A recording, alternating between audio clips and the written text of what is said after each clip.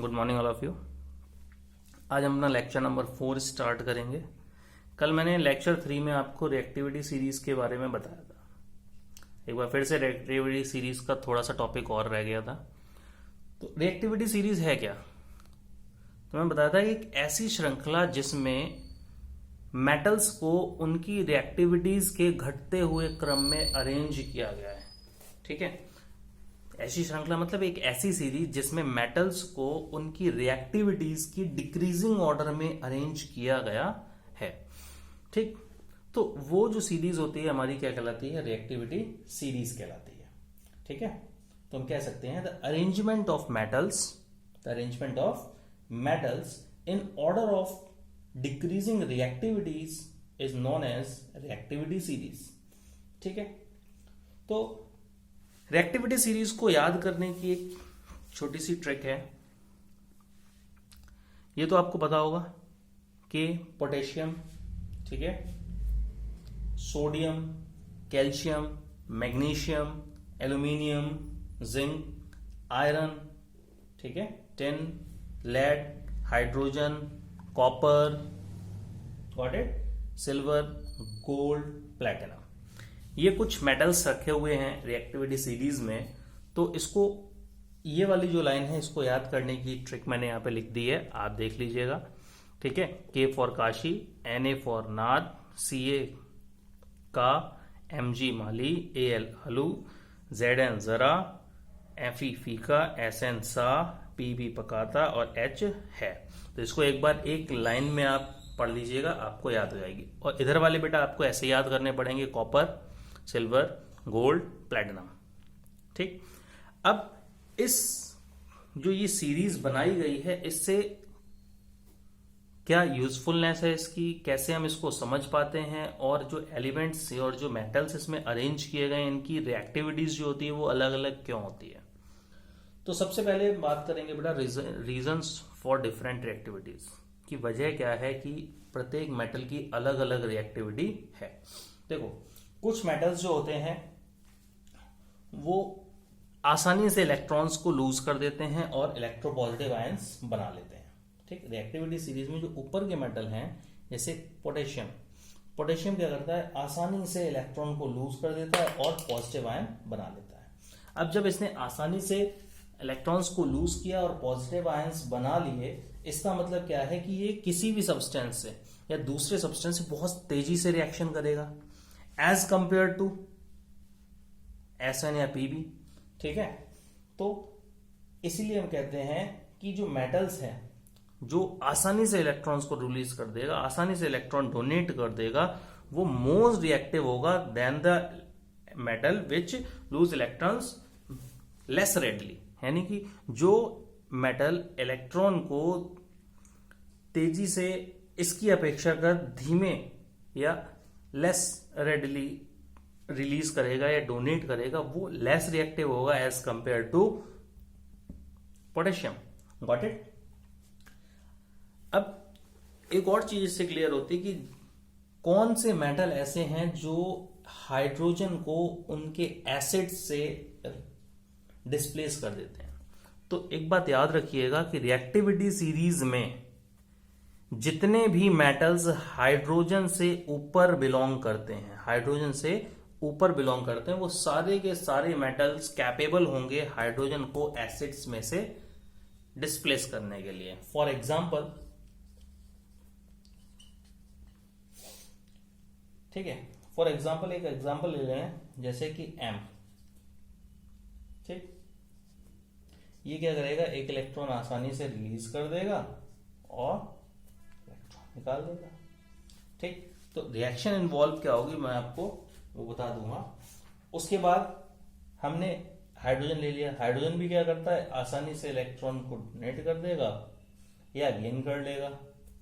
ये इलेक्ट्रॉन यहां पर डोनेट हुआ, ये यहां पर गेन हो गया और इसने H बना लिया। अब इसी प्रकार से देखो, H plus H tense H2, ये हाइड्रोजन गैस। तो जितने भी मेटल्स रिएक्टिविटी सीरीज में हाइड्रोजन से ऊपर लाई करते हैं वो सारे के सारे कैपेबल होते हैं कि हाइड्रोजन को इसमें से निकाल। ठीक है, अब एसिड में से हाइड्रोजन को कैसे रिमूव करेंगे वो एक रिएक्शन देख लो। मान लीजिए बेटा यहां पर हमने पोटेशियम की रिएक्शन करा दी HCl से, ठीक, 2K प्लस 2HCl। तो देखो K क्या करेगा, इसके साथ में रिएक्शन कर लेगा तो क्या हो जाएगा 2KCl, और हाइड्रोजन गैस जो है वो इवॉल्व हो जाएगी। Got it. तो हम कह सकते हैं कि जो मेटल्स हाइड्रोजन से ऊपर लाई करते हैं वो मोर रिएक्टिव हैं हाइड्रोजन से, और जो मेटल्स हाइड्रोजन के नीचे की तरफ लाई करते हैं वो लेस रिएक्टिव है हाइड्रोजन से। ठीक, बात समझ में आ गई। अब रिएक्टिविटी सीरीज और डिस्प्लेसमेंट रिएक्शंस में इसके जरिए हम बता सकते हैं कि कौन सा मेटल जो है वो किस मेटल को उसके सॉल्ट सॉल्यूशन से डिस्प्लेस कर देगा। ठीक, तो हम कह सकते हैं कि जिंक मेटल लिया हमने, ठीक है, और इसको कॉपर सल्फेट के सॉल्यूशन में डाला, तो क्या ये रिएक्शन होगी? बिल्कुल होगी। देखो रिएक्टिविटी सीरीज में जिंक जो है वो कॉपर से ऊपर लाई करता है, यानी कि यहां पर जिंक जो है वो मोर रिएक्टिव है देन कॉपर। ठीक, क्या कॉपर से ज्यादा रिएक्टिव है। इसका मतलब क्या है कि ये जिंक जो है वो कॉपर को इसके सॉल्ट सॉल्यूशन से डिस्प्लेस कर देगा और क्या बना लेगा, ZnSO4 एंड कॉपर। ठीक, बात समझ में आ गई। अगर इसका जस्ट अपोजिट लिख दें कि ZnSO4 में हमने कॉपर डाल दिया, तो यहां पर कॉपर जो है वो लेस रिएक्टिव है as compare to zinc, therefore यहां पर कोई भी रिएक्शन नहीं होगी। बात समझ में आ गई। ठीक, गॉट इट। तो ये कुछ चीजें हैं जो हम इस रिएक्टिविटी सीरीज से आसानी से कैलकुलेट कर सकते हैं। अब रिएक्टिविटी सीरीज की यूजफुलनेस क्या है? ठीक है, ये रिएक्टिविटी सीरीज जो है वो क्यों उपयोगी है? ठीक, तो यूजफुलनेस ऑफ रिएक्टिविटी सीरीज, देखो इससे सबसे पहले तो हमें यह पता लगता है कि कौन सा मेटल किस मेटल की अपेक्षाकृत कितना ज्यादा रिएक्टिव है। ठीक है, मेटल जो ऊपर की तरफ रखे गए हैं रिएक्टिविटी सीरीज में वो ज्यादा रिएक्टिव होते हैं, और जो मेटल्स नीचे की तरफ रखे गए हैं वो लेस रिएक्टिव होते हैं। ठीक, अब हाइड्रोजन से कौन से ज्यादा रिएक्टिव है अभी मैंने बता दिया। इससे हम ये भी पता लगा सकते हैं कि हाइड्रोजन से कौन से मेटल ज्यादा रिएक्टिव है। तो हाइड्रोजन से ऊपर लाई करने वाले रिएक्टिविटी सीरीज में हाइड्रोजन से ऊपर जितने भी मेटल लाई करते हैं वो मोर रिएक्टिव होते हैं। तो हम कह सकते हैं पहला पॉइंट जो है हमने क्या कहा है कि मेटल्स यूजफुलनेस है ये आपकी,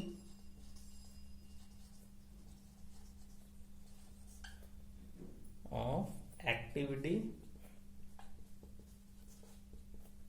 सीरीज। ठीक, तो हम कह सकते हैं metals which is higher in series is more reactive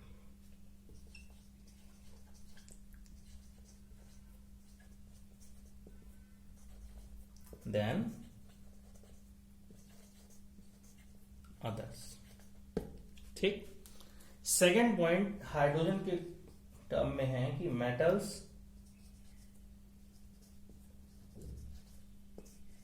placed above hydrogen, hydrogen से जो ऊपर रखे गए metals placed above hydrogen are more reactive than hydrogen, hydrogen से ज्यादा reactive, more reactive than hydrogen. ठीक है, यहां दिखाई नहीं दे रहा तो थर्ड बात करते हैं हम कि जो मेटल्स बेटा हाइड्रोजन से नीचे रखे गए हैं वो लेस रिएक्टिव है हाइड्रोजन से। ठीक है, और ये हाइड्रोजन को उनके कंपाउंड से या वाटर से या एसिड से डिस्प्लेस नहीं कर पाते हैं। ठीक है, तो metals placed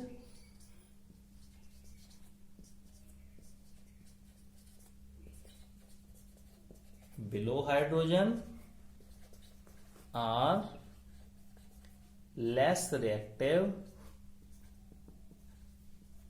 than hydrogen and cannot displace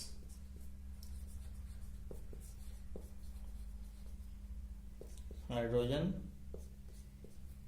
from water and acids। ठीक है, थर्ड पॉइंट कह रहा है कि मेटल्स जो हाइड्रोजन से नीचे रखे गए हैं रिएक्टिविटी सीरीज में, वो हाइड्रोजन से लेस रिएक्टिव होंगे और हाइड्रोजन को ना तो वाटर से और ना ही एसिड से डिस्प्लेस कर पाएंगे। ठीक है, फोर्थ पॉइंट कहता है कि जो मेटल्स जो मोर रिएक्टिव मेटल है वो लेस रिएक्टिव मेटल्स को डिस्प्लेस कर जाते हैं उनके सॉल्ट सॉल्यूशंस में।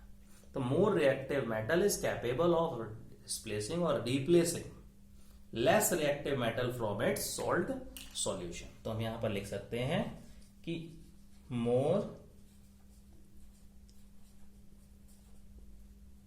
reactive metal can displace less reactive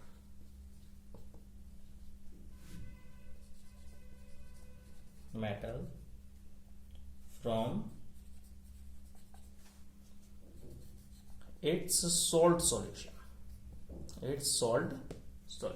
अब कौन सा मोर रिएक्टिव होगा ये कैसे पता लगाएंगे? तो रिएक्टिविटी सीरीज याद कर लीजिए। मान लीजिए सोडियम और पोटेशियम है, तो पोटेशियम वाला जो मेटल है वो सोडियम से ऊपर लाई करता है, इसका मतलब पोटेशियम जो है वो सोडियम से ज्यादा रिएक्टिव है। ठीक है, बात समझ में आ गई? ठीक, यही नहीं कि हम हाइड्रोजन से नीचे के मेटल्स और हाइड्रोजन से ऊपर के मेटल्स में ही तुलना कर सकते हैं, ऐसा नहीं है। अब पोटेशियम के नीचे सोडियम, सोडियम से नीचे मैग्नीशियम, तो हम कह सकते हैं कि मैग्नीशियम जो है वो लेस रिएक्टिव है सोडियम से और पोटेशियम से।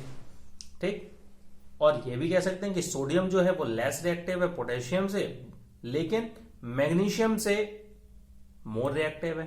तो मैग्नीशियम को उसके सॉल्ट सॉल्यूशन से पोटेशियम जो है या सोडियम जो है वो दोनों डिस्प्लेस कर जाएंगे। तो फोर्थ पॉइंट ये कह रहा है कि मोर reactive metal can displace less reactive metal from its salt solution. ठीक है, बात समझ में आ गई? नेक्स्ट हम बात करते हैं नॉन मेटल्स की।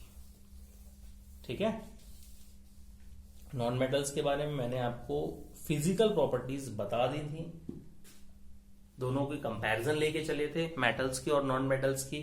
आज हम बात करने वाले हैं केमिकल प्रॉपर्टीज ऑफ मेटल, कि मेटल्स की केमिकल प्रॉपर्टीज क्या है। ठीक है, कौन कौन सी केमिकल प्रॉपर्टीज मेटल जो है वो शो करते हैं। ठीक, केमिकल प्रॉपर्टीज ऑफ मेटल्स। ठीक, देखो बेटा, जो नॉन मेटल्स होते हैं उनके आउटर मोस्ट शेल में या वैलेंस शेल में 4 से 8 इलेक्ट्रॉन्स पाए जाते हैं। ठीक है, आउटर मोस्ट शेल में। तो ये क्या करते हैं, इलेक्ट्रॉन्स को एक्सेप्ट करने की टेंडेंसी होती है इनमें, और ये इलेक्ट्रॉन्स को एक्सेप्ट करते हैं और नेगेटिवली चार्ज आयंस बना लेते हैं। तो हम कह सकते हैं कि metals have tendency to accept electrons to complete their octet. अपना ऑक्टेट पूरा करने के लिए वो क्या करते हैं, इलेक्ट्रॉन्स को एक्सेप्ट कर लेते हैं टू कंप्लीट देयर ऑक्टेट। ठीक, बात समझ में आ गई? और अब 4, 5, 6, 7, 8 तक इलेक्ट्रॉन, 4 से 8 इलेक्ट्रॉन्स होते हैं इनके आउटर मोस्ट शेल में। तो it is not easy to lose 4 electrons और टू लूज 7 इलेक्ट्रॉन्स। तो ये क्या करते हैं, इलेक्ट्रॉन्स को एक्सेप्ट करने की क्षमता रखते हैं, जिससे ये क्या बनाते हैं, इलेक्ट्रोनेगेटिव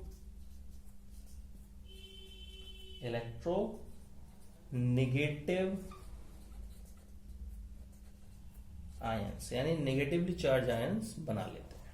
ठीक है, इसलिए इनको हम इलेक्ट्रोनेगेटिव एलिमेंट्स भी कहते हैं। ठीक है, तो नॉन मेटल्स को क्या कहते हैं, इलेक्ट्रोनेगेटिव एलिमेंट्स। अब कैसे बनाते हैं वो देखो। मान लो ऑक्सीजन है, ठीक, तो इसको अपना ऑक्टेट पूरा करने के लिए कितने इलेक्ट्रॉन्स की आवश्यकता है, 2 इलेक्ट्रॉन्स की। ठीक, यानी कि इसके आउटर मोस्ट शेल में 6 इलेक्ट्रॉन्स होते हैं। इसको 2 इलेक्ट्रॉन और कहीं से मिल जाए तो ये क्या करेगा, अपना ऑक्टेट पूरा कर लेगा। तो मान लीजिए बेटा इसको हमने 2 इलेक्ट्रॉन्स मिल गए, इसको हमने इलेक्ट्रॉन्स दिलवा दिए। ठीक, तो ये क्या करेगा, देखो ऑक्सीजन 2- ये एक इलेक्ट्रोनेगेटिव आयन बना लेगा। ठीक, अब 2- क्या दिख जा रहा है, 2- यहां पर बता रहा है कि इस ऑक्सीजन ने 2 इलेक्ट्रॉन्स गेन किए हैं। ठीक है, 2 इलेक्ट्रॉन्स गेन किए। ठीक, ऐसे हम बात करते हैं फ्लोरीन की। ठीक, इसके आउटर मोस्ट शेल में 7 इलेक्ट्रॉन्स होते हैं और इसको 1 इलेक्ट्रॉन की आवश्यकता और है अपने ऑक्टेट पूरा करने के। तो ये क्या करेगा, इसके पास टेंडेंसी है कि ये 1 इलेक्ट्रॉन को गेन करके F- बना ले। तो यहां पर ये सिंगल चार्ज जो है ये रिप्रेजेंट कर रहा है कि गेन 1 इलेक्ट्रॉन।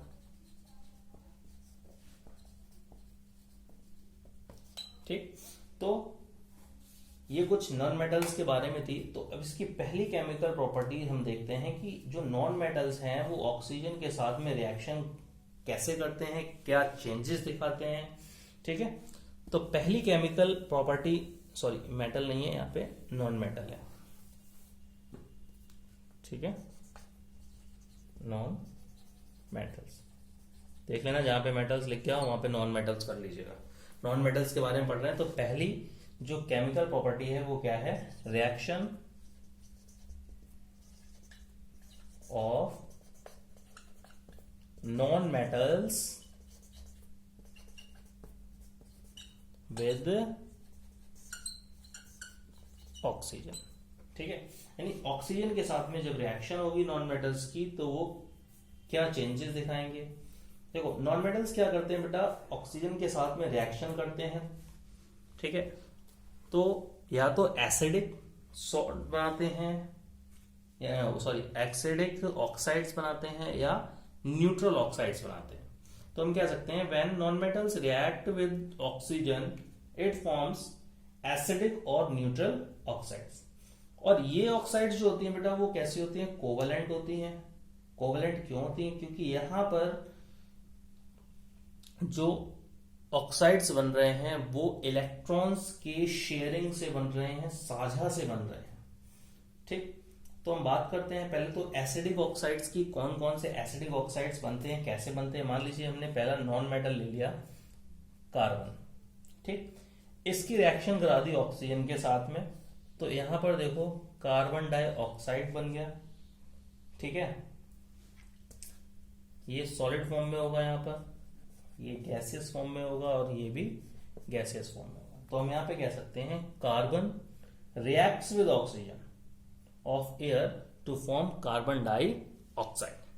ठीक है, अब इस कार्बन डाइऑक्साइड को जब हम वाटर में घोल दें, ये जो कार्बन डाइऑक्साइड हमें यहां पर मिला है इसको जब हम वाटर में घोल देंगे तो ये कार्बोनिक एसिड बना लेगा। देखो H2CO3, गॉट इट। तो the carbon dioxide when dissolved in water to form acid called carbonic acid। ठीक है, तो ये हमारा पहला एग्जांपल था। अब हम नॉन मेटल ले रहे हैं सल्फर को। ठीक है, सल्फर को क्या किया हमने, हवा में जलाना शुरू किया। ठीक है, तो क्या बनेगा, देखो सल्फर को जब हमने ऑक्सीजन की प्रेजेंस में जलाया तो देखो SO2 बनेगा, सल्फर डाइऑक्साइड गैस। ठीक, तो when sulphur is burned in air, या when sulphur is burned in air it gives sulphur dioxide. अब इस सल्फर डाइऑक्साइड को जब हम वाटर में घोलेंगे, when this sulphur dioxide is dissolved in water, ये क्या बनाएगा, देखो सल्फरस एसिड बनाएगा, H2 और S, और देखो O कितने हैं, 2 और 1 3, SO3। ठीक है, तो हम कह सकते हैं when sulphur is burned in oxygen when or in air it produces sulphur dioxide, and this sulphur dioxide when dissolved in water it gives H2SO3 sulphurous acid. ठीक, बात समझ में आ गया। अब बेटा सल्फर जो है वो और भी ऑक्साइड्स बनाते हैं, सल्फर ट्राइऑक्साइड बना दिया, और जब इसको हम पानी में घोलते हैं तो वो सल्फ्यूरिक एसिड बनाता है। ठीक है, बात समझ में आ गई। ऐसी और एग्जांपल लेते हैं, जब फास्फोरस को जलाएंगे हम, मान लीजिए हमने फास्फोरस को जलाया ऑक्सीजन के प्रेजेंस में, तो ये क्या बनाएगा, देखो फास्फोरस पेंटा ऑक्साइड बनाएगा, P2O5, रिएक्शन को बैलेंस कर लो, P4 तो 2 5 10, तो यहाँ पे 5 लेने पड़ेंगे ऑक्सीजन के मॉलिक्यूल्स। तो हम कह सकते हैं when phosphorus is burnt in air it reacts with the oxygen of the air to form phosphorus penta oxide, and when this phosphorus penta oxide P2O5 is dissolved in water it gives phosphoric acid H3PO4। Reaction को balance कर दीजिए, 2H3PO4। ठीक है, तो ये कुछ acidic oxides की property थी। अब हम बात करते हैं न्यूट्रल ऑक्साइड्स की। ठीक, कौन कौन से न्यूट्रल ऑक्साइड्स बनते हैं। ठीक, तो कुछ ऑक्साइड जो होते हैं नॉन मेटल्स के, वो कैसे होते हैं, न्यूट्रल होते हैं, जैसे कि कार्बन मोनोऑक्साइड। पहले हम बात करें न्यूट्रल ऑक्साइड। ठीक है,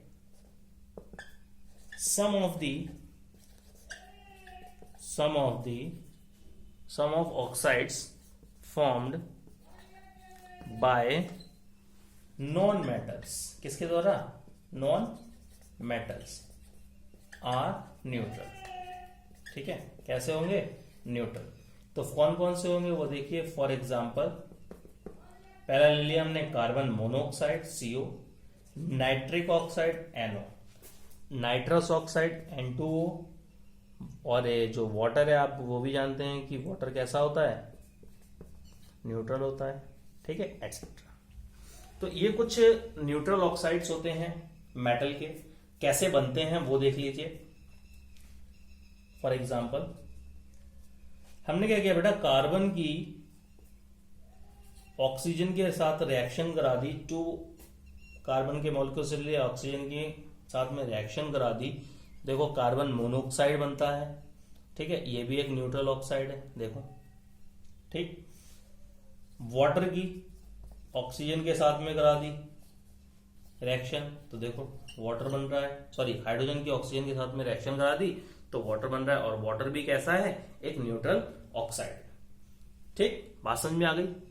तो पहला हमने पढ़ा था reaction of non metal with oxygen. Oxygen के साथ में नॉन मेटल 2 प्रकार के ऑक्साइड बनाता है, मैंने बताया, एक एसिडिक ऑक्साइड और एक न्यूट्रल ऑक्साइड्स। एसिडिक ऑक्साइड्स कौन कौन से बनाता है, जैसे कार्बन डाइऑक्साइड हो गया, ठीक, सल्फर डाइऑक्साइड हो गया, फास्फोरस पेंटा ऑक्साइड हो गया। ठीक है, बात समझ में आ गई। तो ये कुछ एसिडिक ऑक्साइड्स के एग्जांपल थे। अब न्यूट्रल ऑक्साइड्स के बारे में बताएं तो कार्बन मोनोऑक्साइड, ठीक है, नाइट्रिक ऑक्साइड, नाइट्रस ऑक्साइड और वाटर। एग्जांपल, कार्बन की जब रिएक्शन ऑक्सीजन के साथ करा दी तो कार्बन मोनोऑक्साइड बना, और हाइड्रोजन की रिएक्शन जब हमने ऑक्सीजन के साथ करा दी तो वाटर बना। ठीक, अब सेकंड केमिकल प्रॉपर्टी पढ़ते हैं हम कि reaction of non metals with hydrogen. Hydrogen के साथ में नॉन मेटल्स जो होते हैं वो कैसे रिएक्शन करते हैं। ठीक है, तो reaction of non metals with hydrogen. ठीक, देखो नॉन मेटल्स क्या करते हैं बेटा, हाइड्रोजन के साथ में रिएक्शन करते हैं डिफरेंट कंडीशंस में। जैसे क्या क्या बनाते हैं, देखो H2O बना दिया, हाइड्रोजन सल्फाइड बना दिया, NH3 बना दिया। ठीक, तो ये जो बनाते हैं वो कोवेलेंट हाइड्राइड्स बनाते हैं यहाँ पर, और कुछ कॉमन हाइड्राइड्स होते हैं ऑक्सीजन के, जैसे H2 हो गया, सल्फर का H2S हो गया, नाइट्रोजन का NH3 हो गया, क्लोरीन का HCl हो गया, कार्बन का CH4 यानी मेथेन हो गया। ठीक, तो हम कह सकते हैं कि non metals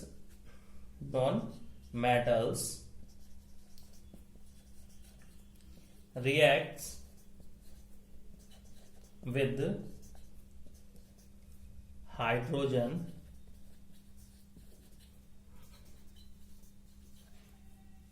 under different conditions.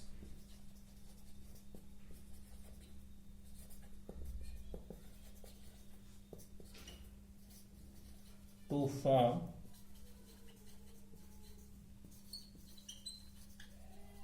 corresponding hydrides. ठीक, फॉर एग्जाम्पल अब H2O ऑक्सीजन का हाइड्राइड हो गया, ठीक, H2S सल्फर का हो गया, ठीक, NH3 जो हाइड्राइड हो गया वो किसका हो गया, नाइट्रोजन का, ठीक है, नाइट्रोजन। ठीक, तो एग्जांपल्स देखते हैं इनके कैसे ये फॉर्म होते हैं। तो हाइड्रोजन की जब हमने रिएक्शन करा दी ऑक्सीजन के साथ में और इलेक्ट्रिक स्पार्क दिया यहां पर, या इलेक्ट्रिसिटी को रन कराया, तो देखो क्या बनेगा, ठीक। सेकेंडली हमने क्या किया, हाइड्रोजन की सल्फर के साथ में रिएक्शन करा दी और इसको हीट किया लगभग 715 केल्विन पर, तो हाइड्रोजन सल्फाइड बना। ठीक, बात समझ में आ गई, ठीक है। तो ये कुछ एग्जांपल्स थे reaction of non metals with hydrogen. कल के लेक्चर में हम पढ़ेंगे reaction of non metals with water, यानी कि जो नॉन मेटल्स हैं वो वाटर के कांटेक्ट में आने के बाद में क्या क्या चेंजेस दिखाते हैं, वाटर की कौन सी अवस्था से रिएक्ट करते हैं, स्टीम से रिएक्ट करते हैं, कोल्ड वाटर से करते हैं, हॉट वाटर से करते हैं, ये कल के लेक्चर में हम पढ़ेंगे। आज के लिए इतना ही, थैंक यू।